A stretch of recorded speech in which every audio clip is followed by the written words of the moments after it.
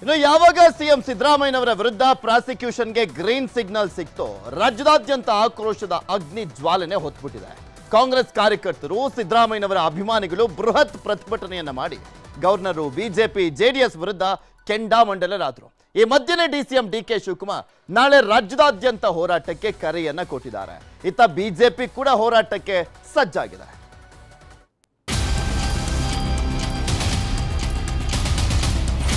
ಎಲ್ಲ ಜಿಲ್ಲಾ ಕೇಂದ್ರಗಳಲ್ಲೂ ಕೂಡ ಅವರು ಪ್ರತಿಭಟನೆಯನ್ನು ಮಾಡಬೇಕು. ಕ್ಲೀನ್ ಹ್ಯಾಂಡ್ ಅಂತಾನೆ ಖ್ಯಾತಿಯನ್ನ ಪಡೆದಿರೋ ಸಿದ್ದರಾಮಯ್ಯಗೀಗ ಪ್ರಾಸಿಕ್ಯೂಷನ್ ಅಗ್ನಿ ಪರೀಕ್ಷೆ. ಸಿಎಂ ಕುಟುಂಬದ ವಿರುದ್ಧ ಕೇಳಿ ಬಂದಿರುವ ಮೂಡ ಹಗರಣದ ತನಿಖೆಗೆ ರಾಜ್ಯಪಾಲರು ಗ್ರೀನ್ ಸಿಗ್ನಲ್ ಕೊಟ್ಟಾಗಿದೆ. ಇದರ ಬೆನ್ನಲ್ಲೇ ಸಿಎಂ ರಾಜೀನಾಮೆ ನೀಡಲೇಬೇಕು ಅಂತ ದೋಸ್ತಿ ನಾಯಕರು ಪಟ್ಟು ಹಿಡಿದ್ರೆ, ಇತ್ತ ಸಿದ್ದರಾಮಯ್ಯ ಪರವಾಗಿ ಕೈಪಡೆ ರೊಚ್ಚಿಗೆದ್ದಿದೆ. ನಾಳೆ ರಾಜ್ಯಾದ್ಯಂತ ಪ್ರತಿಭಟನೆಗೆ ಕಾಂಗ್ರೆಸ್ ಸಜ್ಜು. ಜಿಲ್ಲಾ ಕೇಂದ್ರಗಳಲ್ಲಿ ಹೋರಾಟಕ್ಕೆ ಡಿಕೆಶಿ ಕರೆ. ಸಿಎಂ ಸಿದ್ದರಾಮಯ್ಯ ಬೆನ್ನಿಗೆ ಬಂಡೆಯಂತೆ ನಿಂತಿರುವ ಡಿಕೆಶಿ ನಾಳೆ ರಾಜ್ಯಾದ್ಯಂತ ಕಾಂಗ್ರೆಸ್ ಪ್ರತಿಭಟನೆಗೆ ಕರೆ ನೀಡಿದ್ದಾರೆ. ಜಿಲ್ಲಾ, ತಾಲೂಕು ಕೇಂದ್ರಗಳಲ್ಲಿ ಶಾಂತಿಯುತ ಪ್ರತಿಭಟನೆ ಮಾಡಬೇಕಂತ ಕಾರ್ಯಕರ್ತರಿಗೆ ಸೂಚನೆ ನೀಡಿದ್ದಾರೆ. ಅಲ್ಲದೆ ಕೆಲವರು ಕಲ್ಲೊಡೆಯೋ ಕೆಲಸವನ್ನ ಮಾಡ್ತಾರೆ ಅಂತಾನೂ ಬಿಜೆಪಿ, ಜೆಡಿಎಸ್ ವಿರುದ್ಧ ಪರೋಕ್ಷವಾಗಿ ಕುಟುಕಿದ್ದಾರೆ.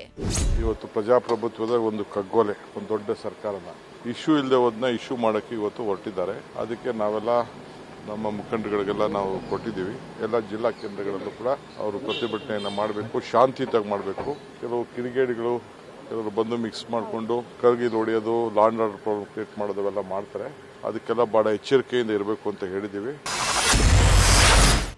ಜಿಲ್ಲೆಯಲ್ಲೂ ಕೈ ಕಾರ್ಯಕರ್ತರ ಆಕ್ರೋಶ.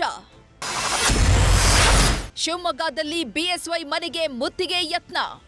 ಸಿದ್ದರಾಮಯ್ಯ ವಿರುದ್ಧ ಪ್ರಾಸಿಕ್ಯೂಷನ್ಗೆ ಒಪ್ಪಿಗೆ ನೀಡಿರೋದನ್ನ ಖಂಡಿಸಿ ಕೈಪಡೆ ರೊಚ್ಚಿಗೆದ್ದಿದೆ. ಶಿವಮೊಗ್ಗದ ಶಿಕಾರಿಪುರದಲ್ಲಿನ ಬಿಎಸ್ ಯಡಿಯೂರಪ್ಪ ಮನೆಗೆ ನೂರಾರು ಕಾಂಗ್ರೆಸ್ ಕಾರ್ಯಕರ್ತರು ಮುತ್ತಿಗೆ ಹಾಕಲು ಪ್ರಯತ್ನಿಸಿದ್ರು. ಮುತ್ತಿಗೆಗೆ ಯತ್ನಿಸಿದವರನ್ನ ಪೊಲೀಸರು ವಶಕ್ಕೆ ಪಡೆದ್ರು. ಈ ವೇಳೆ ಅಪ್ಪ ಕಳ್ಳ, ಮಗ ಸುಳ್ಳ ಅಂತ ಘೋಷಣೆ ಕೂಗಿ ಆಕ್ರೋಶ ವ್ಯಕ್ತಪಡಿಸಲಾಯಿತು. ಚಿಕ್ಕಮಗಳೂರು ಜಿಲ್ಲೆಯ ಕಳಸಾದಲ್ಲೂ ಸಿದ್ದರಾಮಯ್ಯ ಪರ ಬೀದಿಗಿಳಿದಿದ್ರು ಕಾರ್ಯಕರ್ತರು. ಪ್ರಾಸಿಕ್ಯೂಷನ್ ನೀಡಿರೋದನ್ನ ಹಿಂಪಡೆಯುವಂತೆ ಆಗ್ರಹಿಸಿ ರಾಜ್ಯಪಾಲರ ವಿರುದ್ಧ ಆಕ್ರೋಶ ವ್ಯಕ್ತಪಡಿಸಲಾಯಿತು. ಇತ್ತ ಅಜ್ಜಂಪುರ ಪಟ್ಟಣದಲ್ಲಿ ಹೆದ್ದಾರಿ ತಡೆದು ರಾಜ್ಯಪಾಲರ ಪ್ರತಿಕೃತಿ ದಹಿಸಿ ಪ್ರತಿಭಟನೆ ಮಾಡಲಾಯಿತು. ಹಾಸನ ಜಿಲ್ಲೆ ಅರಕಲಗೂಡಿನ ಹಳ್ಳಿ ಮೈಸೂರಿನಲ್ಲಿ ಬೃಹತ್ ಪ್ರತಿಭಟನೆ ನಡೆಯಿತು. ಸಿದ್ದರಾಮಯ್ಯ ವಿರುದ್ಧ ಷಡ್ಯಂತ್ರ ಮಾಡಲಾಗಿದೆ, ಸುಳ್ಳು ಆರೋಪ ಮಾಡಿ ತನಿಖೆಗೆ ಆದೇಶಿಸಲಾಗುತ್ತಿದೆ ಅಂತ ರಾಜ್ಯಪಾಲರ ಪ್ರತಿಕೃತಿ ದಹಿಸಿ ಬಿಜೆಪಿ ವಿರುದ್ಧ ಆಕ್ರೋಶ ವ್ಯಕ್ತಪಡಿಸಲಾಗಿದೆ. ಕೋಲಾರದಲ್ಲೂ ಇದೇ ರೀತಿ ಸಿದ್ದರಾಮಯ್ಯ ಅಭಿಮಾನಿಗಳಿಂದ ಪ್ರತಿಭಟನೆ ನಡೆಯಿತು. ಗದಗದಲ್ಲಿ ಕಾಂಗ್ರೆಸ್ ಕಾರ್ಯಕರ್ತರ ಕಿಚ್ಚು ಜೋರಾಗಿತ್ತು. ಲಕ್ಷ್ಮೇಶ್ವರ ಪಟ್ಟಣದಲ್ಲಿ ರಾಜ್ಯಪಾಲರ ವಿರುದ್ಧ ಅಹಿಂದ ಕರ್ನಾಟಕ ಅಲ್ಪಸಂಖ್ಯಾತರ ಹಿಂದುಳಿದವರ ಒಕ್ಕೂಟ ಪ್ರತಿಭಟನೆಯನ್ನ ಮಾಡಿದೆ.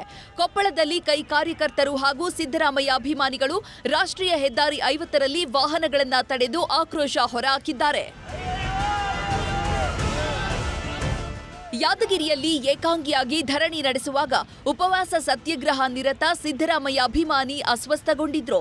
ಬೆಳಿಗ್ಗೆಯಿಂದ ಅನ್ನ ನೀರಿಲ್ಲದೆ ಅಸ್ವಸ್ಥಗೊಂಡಿದ್ದ ರಾಜಕುಮಾರ್ನನ್ನ ಆಸ್ಪತ್ರೆಗೆ ಸಾಗಿಸಲಾಯಿತು. ಬಾಗಲಕೋಟೆಯಲ್ಲಿ ಸಿದ್ದರಾಮಯ್ಯ ಅಭಿಮಾನಿಗಳು ದೇವರ ಮೊರೆ ಹೋಗಿದ್ದಾರೆ. ಇಳಕಲ್ನಿಂದ ಬಾದಾಮಿಯ ಬನಶಂಕರಿ ದೇವಸ್ಥಾನದವರೆಗೆ ಪಾದಯಾತ್ರೆ ಮಾಡಿದ್ದು ಸಿದ್ದರಾಮಯ್ಯರನ್ನ ಸಂಕಷ್ಟದಿಂದ ಪಾರು ಮಾಡುವಂತೆ ಹರಕೆ ಹೊತ್ತಿದ್ದಾರೆ.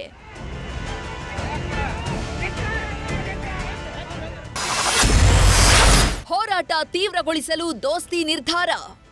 ಮೈಸೂರು ಪಾದಯಾತ್ರೆಯಿಂದಲೇ ಸಿಎಂ ವಿರುದ್ಧ ಪ್ರಾಸಿಕ್ಯೂಷನ್ಗೆ ಅನುಮತಿ ಸಿಕ್ತೆಂಬ ಖುಷಿಯಲ್ಲಿ ದೋಸ್ತಿ ನಾಯಕರಿದ್ದಾರೆ. ಈಗ ಈ ಹೋರಾಟವನ್ನ ಮತ್ತಷ್ಟು ತೀವ್ರಗೊಳಿಸಲು ದೋಸ್ತಿ ನಿರ್ಧರಿಸಿದ್ದು ಹೈಕಮಾಂಡ್ ನಿರ್ದೇಶನಕ್ಕಾಗಿ ಕಾಯ್ತಿದೆ. ಕಾಂಗ್ರೆಸ್ ಸರ್ಕಾರ ಬೀಳಿಸಲು ಕೇಂದ್ರದ ಷಡ್ಯಂತ್ರ ಅಂತ ಸಿಎಂ ಸೇರಿ ಸಚಿವರು ಆರೋಪಿಸಿದ್ದಾರೆ. ಇದರ ಮಧ್ಯೆ ಬಿಜೆಪಿ ಕಾಲದ ಹಗರಣಗಳ ತನಿಖೆಯನ್ನ ಚುರುಕುಗೊಳಿಸಿದೆ ಸರ್ಕಾರ. ಇಂದು ವಿದೇಶದಿಂದ ಬಿಎಸ್ವೈ ವಿಜಯೇಂದ್ರ ವಾಪಸ್ಸಾಗಲಿದ್ದು ಕಾಂಗ್ರೆಸ್ಗೆ ತಿರುಗೇಟು ನೀಡಲು ಮತ್ತೊಂದು ಸುತ್ತಿನ ಹೋರಾಟ ರಾಜ್ಯ ಬಿಜೆಪಿ ಸಜ್ಜಾಗಿದೆ. ಈ ಬಗ್ಗೆ ಎಚ್ಡಿಕೆ ಜೊತೆಯೂ ಚರ್ಚಿಸಲಾಗಿದೆ.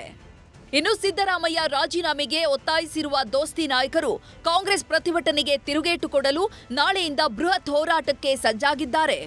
ಸಿದ್ದರಾಮಯ್ಯನವರ ರಾಜೀನಾಮೆಗೆ ವಿಧಾನಸೌಧದ ಮುಂಭಾಗದಲ್ಲೂ ಕೂಡ ನಾವು ಪ್ರತಿಭಟನೆಯನ್ನ ನಾಳೆ ಹಮ್ಮಿಕೊಂಡಿದ್ದೀನಿ. ನಾನು ಅದಕ್ಕೆ ಕರೆ ಕೊಡ್ತಾ ಇದ್ದೀನಿ. ನಮ್ಮೆಲ್ಲ ಶಾಸಕರು ದಯವಿಟ್ಟು MLCಗಳು ಮತ್ತು JDSನ ಅವರ ಶಾಸಕರು ಎಲ್ಲರೂ ಬರುವಂತದಕ್ಕೆ ಸೂಚನೆಯನ್ನ ಕೊಡ್ತೀನಿ ಅಂತ ಹೇಳಿದ್ದಾರೆ. ಮುಖ್ಯಮಂತ್ರಿಯ ರಾಜೀನಾಮೆಗೆ ನಾವು ಆಗ್ರಹಿಸಿ ನಾವು ಕೂಡ ನಾಳೆ ಹೋರಾಟವನ್ನ ನಾವು ಮಾಡೋರಿದ್ದೀವಿ. ಪ್ರಾಸಿಕ್ಯೂಷನ್ ಬಳಿಕ ಅಸಲಿ ಮೂಡ ಯುದ್ಧ ಶುರುವಾಗಿದ್ದು ಗೆಲ್ಲುವವರು ಯಾರು ಅನ್ನೋದು ಕುತೂಹಲ ಮೂಡಿಸಿದೆ. Bureau report, news 18.